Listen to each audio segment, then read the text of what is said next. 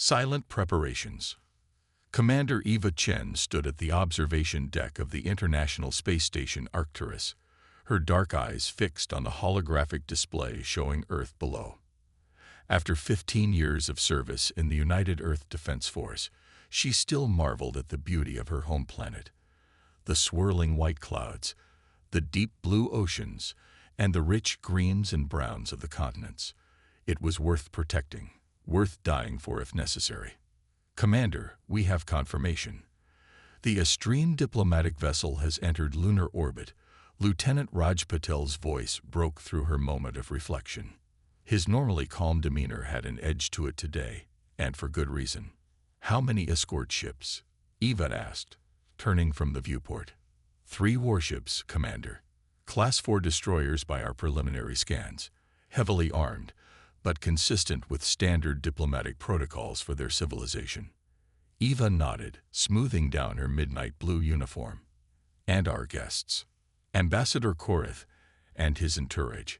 8 diplomats, 4 security personnel. All cleared through the Luna checkpoint. Good. Let's give them the warm welcome they're expecting. Her tone remained professional, but both officers understood the weight behind her words. This meeting would determine the course of human history. The Astrine Alliance had made contact with Earth just 18 months ago, when their scout ships detected human radio transmissions spreading outward from the solar system. Their civilization claimed to have existed for over 12,000 years, spanning 27 star systems. Their technology was centuries ahead of humanity's, their culture rich with artistic achievements and scientific knowledge. They offered friendship, trade, and technological exchange. It seemed too good to be true. Because it was. 6 hours later, Eva stood in the grand meeting hall of the Arcturus station, watching as Ambassador Korith addressed the United Earth Council. The Astrine was tall, nearly 7 feet, with iridescent blue-green skin that seemed to shimmer under the station's lights. 4 arms emerged from his torso, each ending in 6-fingered hands that moved with fluid grace as he spoke. His large, almond-shaped eyes were entirely black, giving no hint to his thoughts. And so, we wish to formalize our alliance with humanity, Korith was saying, his voice translated through the advanced linguistic systems they had gifted to Earth months ago. The exchange of our graviton drive technology for access to your system's abundant water reserves is merely the beginning. Together, our civilizations will flourish. Eva watched the council members nodding enthusiastically. President Rivera of the United Americas, Chancellor Wu of the Pan-Asian Cooperative, and Prime Minister Adeyemi of the African Union all seemed entranced by the Astrine's promises. Only Director General Volkov of the Eurasian Federation maintained a skeptical expression, his bushy eyebrows drawn together in thought. Eva's communicator buzzed softly against her wrist. She glanced down at the message. Prometheus activated. Confirmation received. A slight smile touched her lips. Director Volkov caught her eye from across the room, giving an almost imperceptible nod. They had both been briefed on what was coming.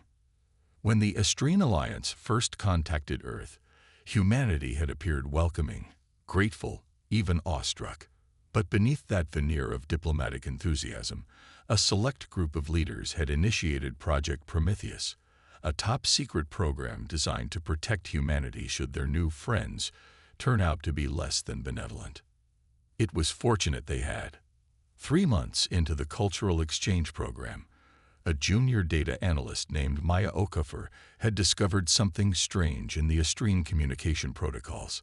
Buried deep within the transmission codes were subtle data mining programs, extracting information about Earth's resources, population centers, and defense capabilities. Maya had taken her findings directly to Eva, who immediately brought them to Director Volkov. Further investigation revealed the truth. The Astrine Alliance wasn't an alliance at all. It was an empire that had expanded through conquest, absorption, and, when necessary, the complete subjugation of other species.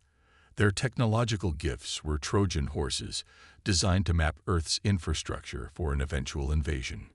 Earth should have been defenseless against such an advanced civilization. The Astrines certainly thought so. They were mistaken. The treaty has been uploaded to your systems for final review, Korith concluded, his forearms spread wide in a gesture of openness. Once ratified, we can begin the technology transfer immediately. Within 5 of your Earth years, your people will have the capability for interstellar travel. President Rivera rose to his feet, smiling broadly.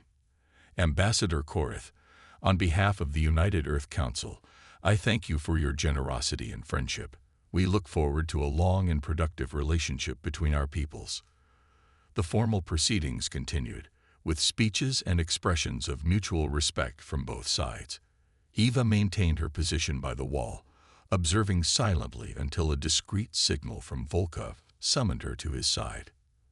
"It's done," he whispered, his Russian accent barely detectable after decades of international service.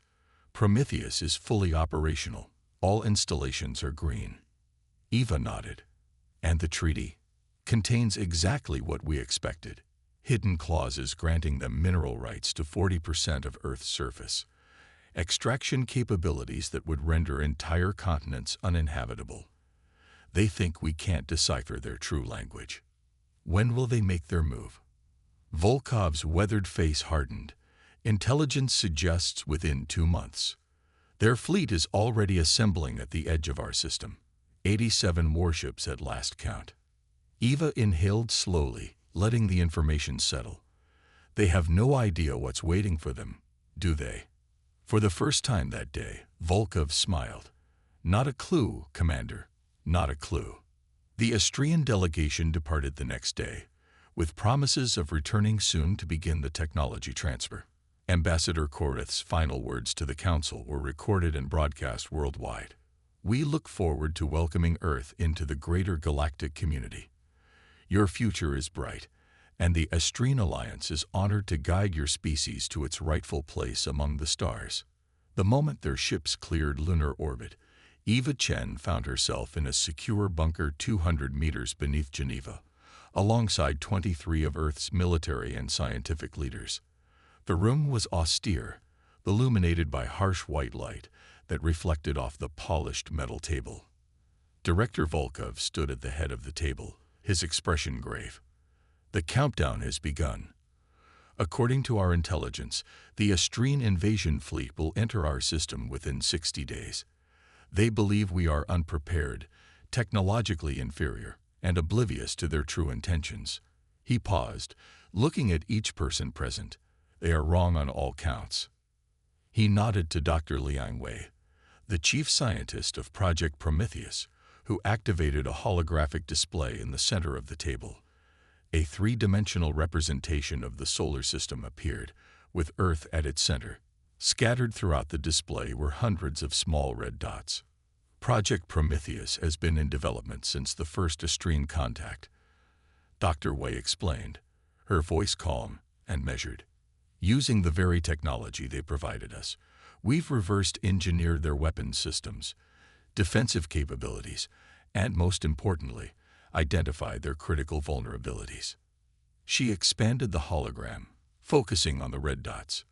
"These are our defensive installations, completely invisible to Astrian scanning technology because they utilize a modified version of the Astrian's own cloaking systems. We've placed them throughout the solar system, in Earth orbit, around the Moon, Mars, and the asteroid belt." Eva leaned forward. "What's our offensive capability?" Dr. Wei smiled thinly. "That's where we've made our greatest breakthrough. The Astrians rely heavily on quantum phase technology for both their weapons and shields. We've developed a counter-resonance field that doesn't just neutralize their weapons, it reverses the energy flow." General Kamau of the African Space Command whistled softly. "You're saying we can turn their own firepower against them?" "Precisely," Dr. Wei confirmed. "The more power they direct at us, the more destructive the backflow becomes." Director Volkov resumed control of the briefing. "We've also prepared a contingency for the worst-case scenario.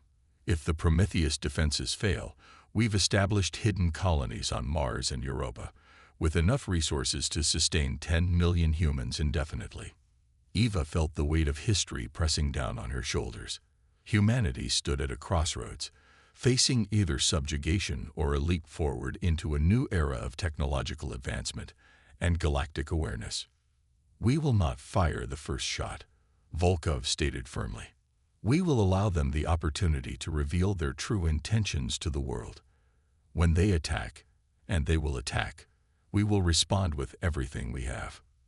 53 days later, Eva Chen stood on the bridge of the UES Defiant, Earth's newest and most advanced warship. Though it appeared to be merely a defensive patrol vessel to Astrine sensors, it contained technologies they couldn't begin to comprehend. The ship had been constructed in secret, deep within the asteroid belt, using materials that absorbed rather than reflected Astrine scanning beams. "Commander, we're detecting quantum disturbances at the edge of the system," Lieutenant Puddle reported, his fingers dancing across the holographic controls. "Signature matches Astrine warships entering normal space. Lots of them." "Show me," Eva ordered. The main view screen shifted to display the outer reaches of the solar system. One by one, massive Astrine battleships emerged from hyperspace. Sleek, predatory vessels that gleamed with a metallic blue-green sheen similar to their creator's skin. They moved with precision, forming a battle formation that had conquered dozens of worlds before Earth. "I count 93 ships, Commander," Paddle said, his voice steady despite the implications. "Significantly more than our initial estimates." Eva nodded, unsurprised. "They're taking no chances. Notify Earth Command and activate the Prometheus network. Passive scanning only. Let them think we're blind." Throughout the solar system, hidden installations silently powered up, their sensors tracking the approaching armada while remaining completely undetectable to Astrine technology. On Earth, emergency broadcasts interrupted regular programming, informing citizens of the approaching fleet and directing them to safety bunkers that had been constructed over the past year under the guise of infrastructure improvements. The public reaction was remarkably calm, another outcome of careful planning. For months, government agencies had been preparing the population through educational programs about space, hypothetical first contact scenarios, and emergency response drills. The Astrine fleet moved methodically inward, passing Neptune's orbit without pausing. Their course was direct. Earth was clearly their primary target. Aboard the UES Defiant, Eva received a transmission from Earth Command. Director Volkov's face appeared on her private screen.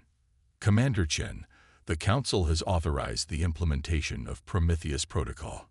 You are cleared to engage once the Astrine fleet demonstrates hostile intent." Eva acknowledged the order. "Understood, Director." "Any word from the Astrines?" "Nothing yet. We expect they'll maintain the pretense until they're in strike position." As if on cue, a communication request flashed on the main screen.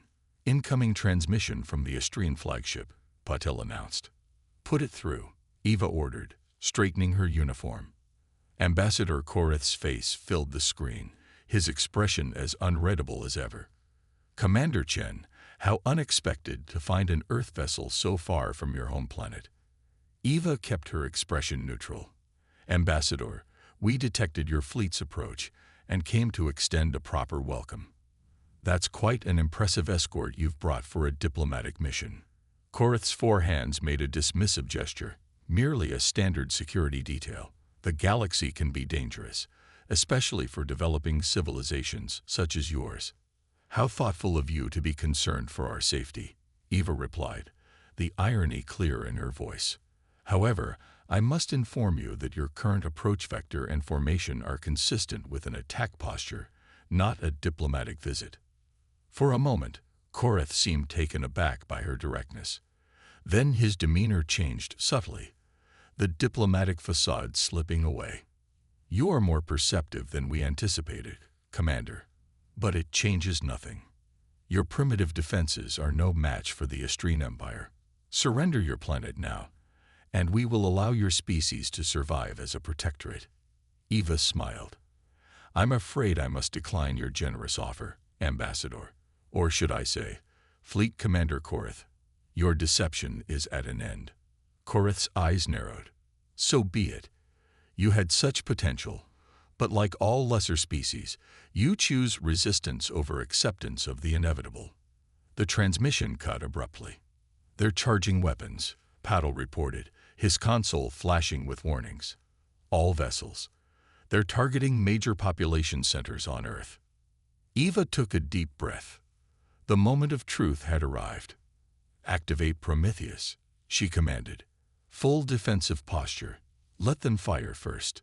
Throughout the solar system, hidden installations hummed to life, ready to protect humanity from extinction. The first salvo from the Astrine fleet was spectacular, energy weapons of incredible power streaking toward Earth like artificial comets. They expected to encounter minimal resistance, perhaps a few orbital defense platforms easily overwhelmed by their superior firepower. Instead, their weapons fire encountered the Prometheus shield, an invisible energy field that encompassed the entire planet. The shield didn't just absorb the attack, it redirected it, sending the energy back along precise trajectories directly to its sources. On the bridge of the Defiant, Eva watched as dozens of Astrine ships erupted in silent explosions, destroyed by their own weaponry. The remaining vessels attempted to adjust, changing frequencies and attack patterns, but the Prometheus system adapted instantly, learning from each assault and becoming more efficient with every exchange. "They're in disarray," Paddle reported, unable to keep the awe from his voice. 65% of their fleet has been neutralized." Eva nodded grimly. "Now we show them our true capabilities. Target their command ship and fire when ready." The Defiant's weapon systems locked onto Korath's flagship.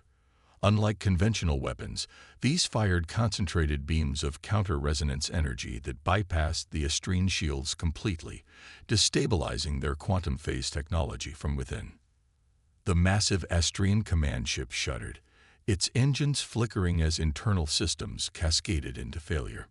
Similar attacks from Earth's hidden defense network targeted the remaining Astrian vessels.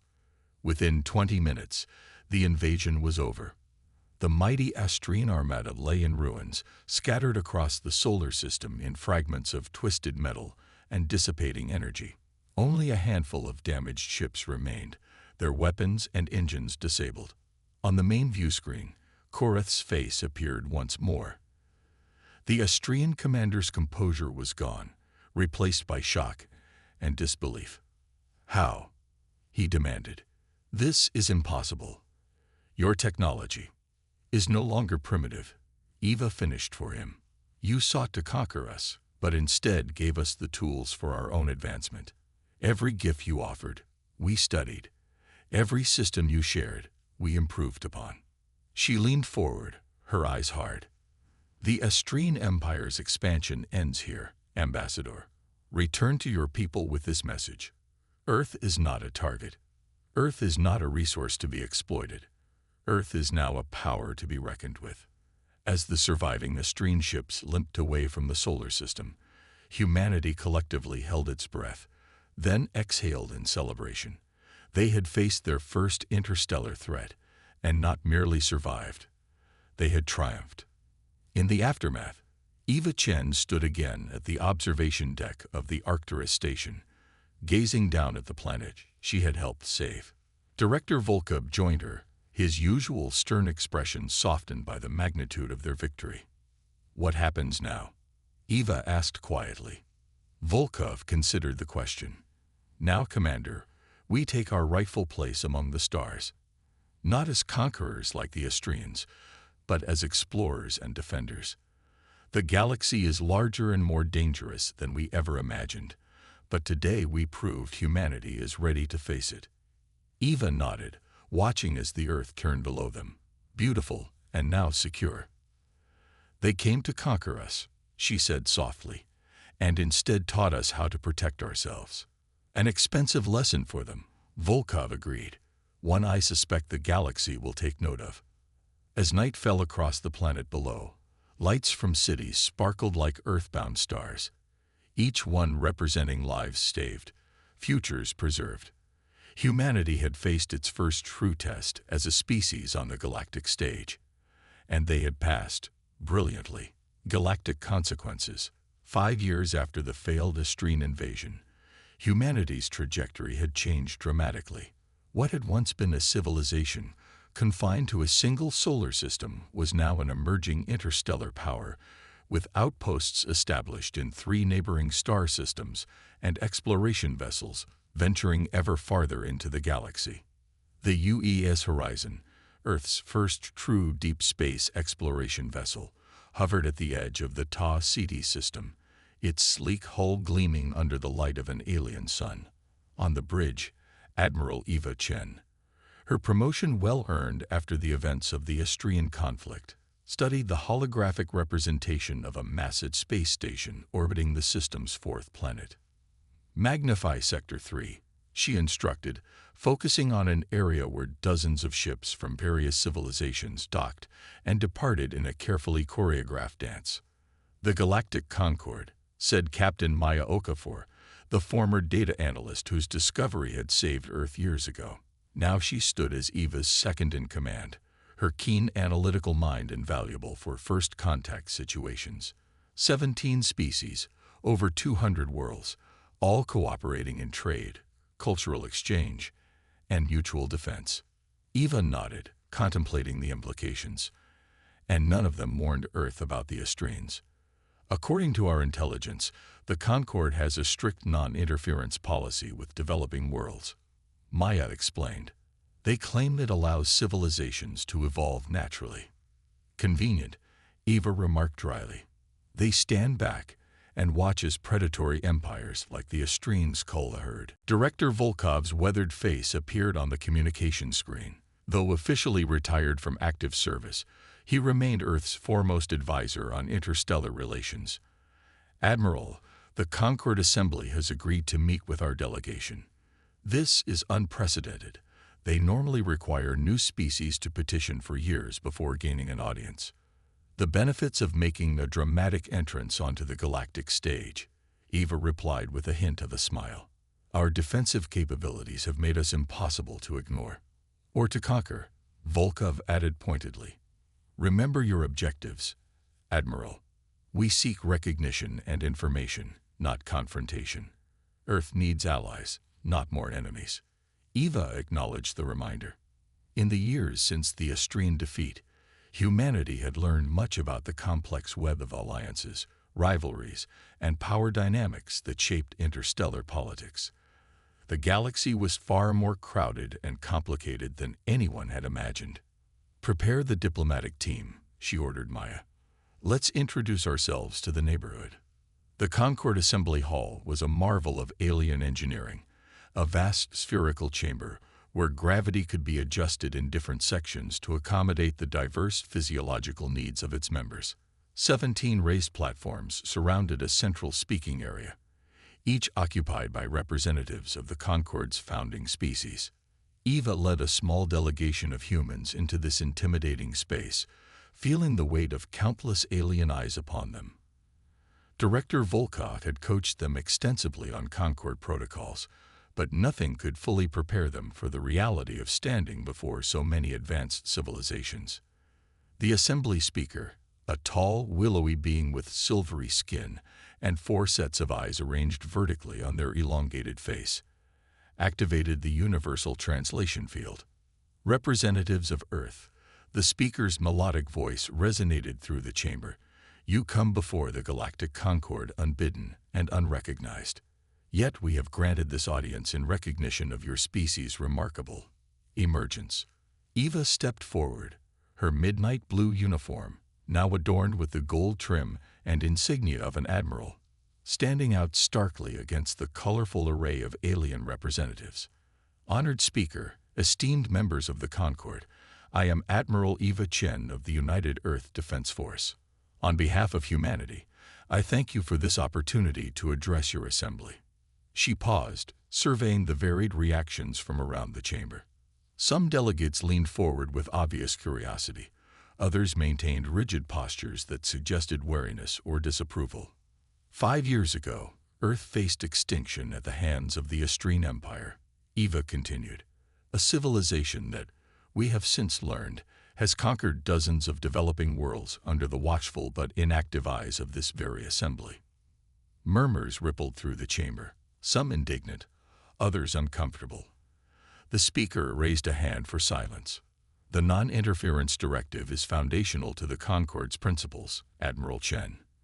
It prevents more advanced civilizations from disrupting the natural development of emerging species, even when that natural development involves extinction. Eva challenged, her voice remaining diplomatic despite the pointed question. The Estrenes came to Earth under the guise of friendship, offering technological gifts while planning our conquest. When they attacked with a fleet of 93 warships, they expected easy victory. She activated a small device on her wrist, projecting a holographic recording of the Estrene fleet's destruction, ships disintegrating as their own weapons fire rebounded upon them. The coordinated counterattack that disabled the remaining vessels. Instead, they found humanity prepared. Eva concluded as the recording faded. We had studied their technology, identified their weaknesses, and developed countermeasures. The invasion force was defeated within hours, with minimal human casualties. A tense silence followed her presentation. Finally, a delegate from a position directly opposite Eva spoke, a massive crustacean-like being with armored plates shifting in blues and greens. The Estrenes have been a plague upon this sector for centuries. The delegate's translated voice rumbled. Many of us have lost colony worlds to their expansion. Yet your primitive world defeated them where our advanced civilizations could only manage containment. This raises questions. Eva inclined her head respectfully. Questions we are prepared to address. Honored delegate. Humanity seeks neither conquest nor isolation, but partnership. We believe our unique perspective may offer valuable insights to the Concord, just as your collective knowledge would benefit Earth. The assembly speaker conferred quietly with several delegates before addressing Eva again. Admiral Chen, your species has demonstrated both remarkable ingenuity and restraint. You could have annihilated the Estrene fleet entirely, yet you allowed survivors to return to their homeworld. Genocide is not humanity's way, Eva stated firmly. We sought to defend, not destroy. This declaration seemed to ease tensions throughout the chamber.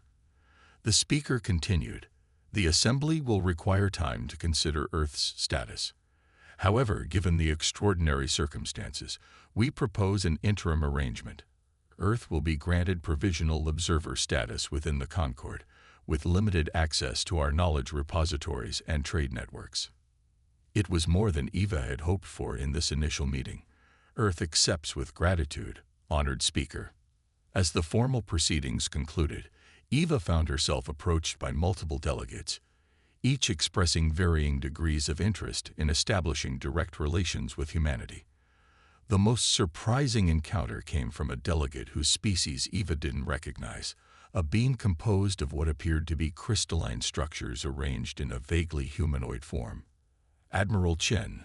The crystal being's voice resonated with harmonic undertones. I am Sentinel Xarax of the Luminary Collective. Your victory over the Estrenes was most enlightening. Eva sensed something significant in this interaction. Thank you, Sentinel. The Luminary were not introduced during the assembly proceedings. We maintain a different relationship with the Concord. Xarax explained, crystalline facets shifting to create what might have been a smile. Like humanity, we believe that allowing predator species free reign over developing worlds is unconscionable. Unlike the Concord, we take action. Understanding dawned on Eva. You interfere. We protect, Admiral. Selectively and discreetly. The Estrenes' defeat has created a power vacuum in your sector, one that other expansionist empires are already moving to fill. Eva's expression hardened. Are you warning us of another invasion? I am suggesting an alliance. Xarax corrected.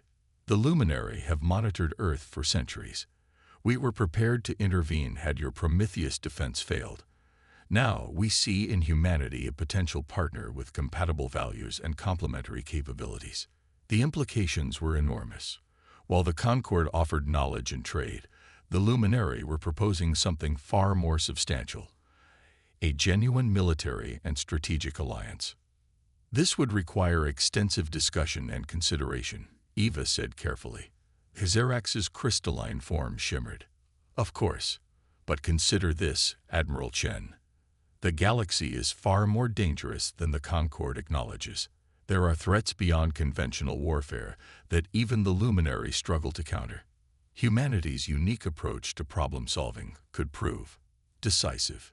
3 months later, Eva Chen stood before the United Earth Council in the underground chamber beneath Geneva, presenting her comprehensive report on the diplomatic mission. The Galactic Concord has formally granted Earth provisional membership status. She explained as holographic displays showed the details of the agreement. This gives us access to their scientific databases, trade networks, and diplomatic channels. Full membership will be considered in 50 Earth years, an accelerated timeline, according to our luminary contacts. President Rivera, who had survived the political fallout of the Astrian deception to lead Earth into its new era, leaned forward. And what of this luminary collective? Director Volkov's assessment suggests their offer of alliance carries significant advantages, but potential risks as well. Eva nodded. The luminary operate outside Concord regulations, acting as self-appointed guardians for developing civilizations. Their technology is estimated to be at least 5 centuries beyond the Concord standard, which is itself far advanced from our current capabilities despite our recent leaps forward. Can they be trusted? Chancellor Wu asked directly. Our intelligence suggests their intentions align with our interests, Eva replied. They oppose the Astrian Empire's expansionism and have provided verifiable information about other threats in neighboring sectors. Most importantly, they respect our autonomy, offering partnership rather than patronage. Director Volkov, now serving as Earth's Minister of Extraterrestrial Affairs, added his perspective. The luminary represent our best opportunity to accelerate humanity's development while maintaining our independence. However, we must proceed with caution. I recommend a limited initial agreement focused on information exchange and cooperative defense planning. The Council deliberated at length before authorizing a formal response to the luminary proposal. Earth would take its first tentative steps toward a genuine interstellar alliance, not from a position of weakness or desperation, but as equals with unique contributions to offer. 6 months after the Concord Assembly meeting, the UES Horizon rendezvoused with a luminary vessel in deep space, beyond the prying sensors of Concord observation posts. Eva led a small delegation aboard the alien ship, a breathtaking structure that seemed to be composed of living crystal, pulsing with internal light that shifted in complex patterns. Sentinel Xerax greeted them in a chamber adapted to human physiological needs. Admiral Chen, welcome to the Vigilance. I trust your journey was uneventful. Thank you, Sentinel. It was quite comfortable, though we detected several Concord observation vessels tracking our course. They're maintaining their distance, but their interest is obvious.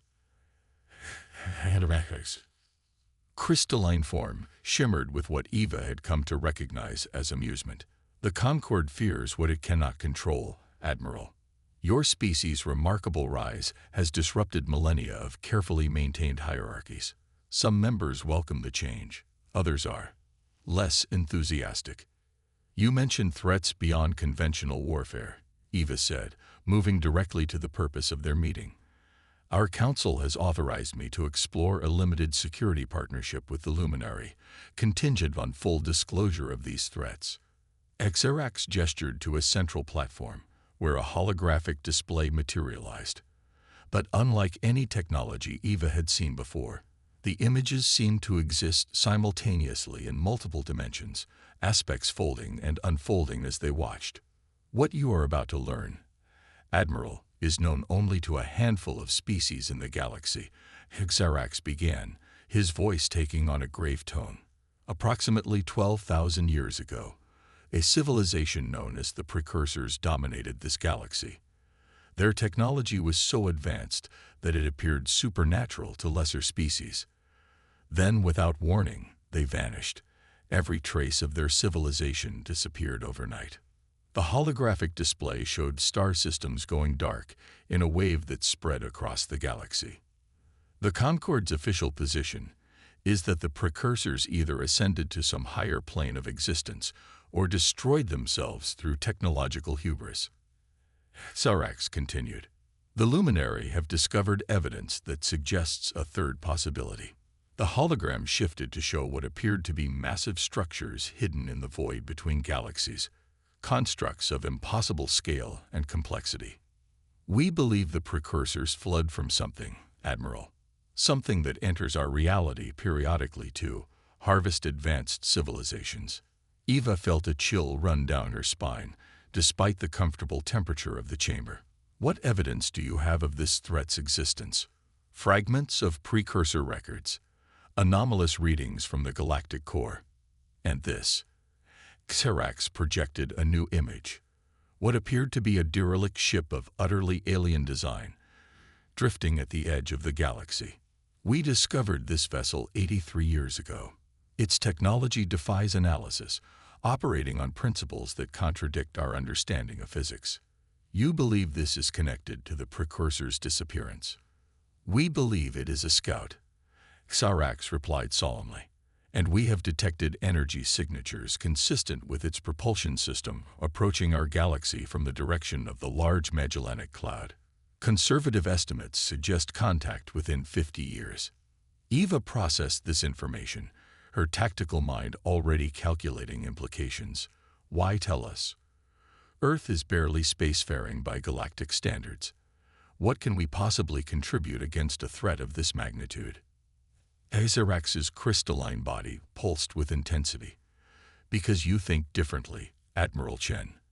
When the Astrines attacked, they expected a technologically inferior species to surrender or be destroyed.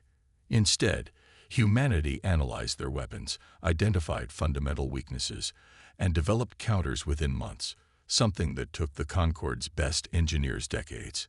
The crystal being moved closer, facets shifting to focus entirely on Eva.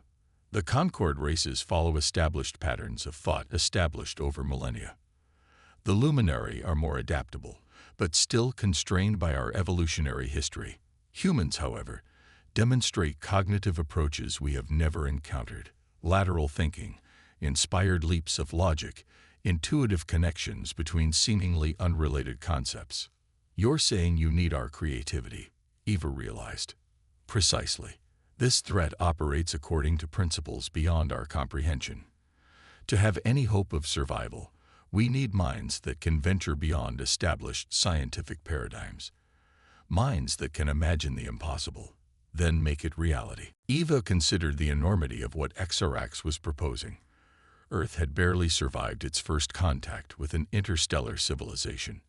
Now they were being asked to help confront something that had apparently driven the galaxy's most advanced species into exile or extinction. Yet in that challenge lay unprecedented opportunity.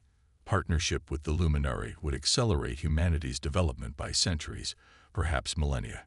Access to their knowledge and technology would transform human civilization in ways unimaginable just years ago. More importantly, it would give humanity a voice in determining the galaxy's future and their own. The United Earth Council authorized me to negotiate a security partnership, Sentinel Xerax, Eva said finally. I believe this qualifies as a security concern of the highest order. Let us discuss the specifics of how humanity and the Luminary might collaborate against this threat. As the discussions proceeded, Eva couldn't help but reflect on the incredible journey humanity had taken in just 5 years. From a species on the brink of subjugation to potential saviors of galactic civilization.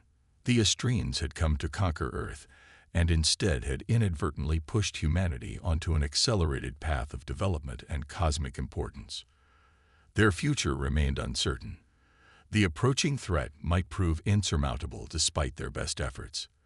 But humanity would face it as they had faced the Astrine Armada, with ingenuity, determination, and the unique perspective that had already turned one apparent defeat into an astonishing victory. Back on Earth, ordinary citizens went about their daily lives largely unaware of the cosmic chess game being played beyond their atmosphere.